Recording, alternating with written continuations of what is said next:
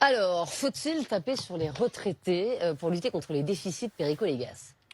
J'ai un respect infini pour les seniors et cette génération passée qui ont permis à la France d'être ce qu'elle est. Ils se sont goinfrés, à juste titre, parce que la situation était opulente et ils ont profité d'un système, le baby-boom, enfin voilà. Donc, Ils ont vécu la guerre aussi. c'est souvent des 68 heures, non, voilà, Ah non, c'est la génération d'après. après la guerre. Oui, après la guerre.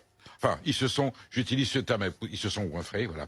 Maintenant, on est un petit peu en difficulté, il faut serrer un petit peu les cordons de la bourse. Évidemment qu'il faut les.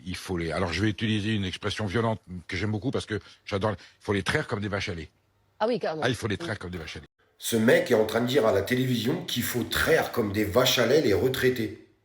Je ne sais pas si vous imaginez la violence de ces paroles, alors qu'on sait que beaucoup de retraités ont du mal à vivre ou même à survivre. Beaucoup de retraités font qu'un seul repas par jour. Beaucoup de retraités ne se soignent même plus, car ils n'ont même plus les moyens de se payer une mutuelle. C'est l'état du pays. Et ce mec, il dit qu'il faut les traire comme des vaches à lait.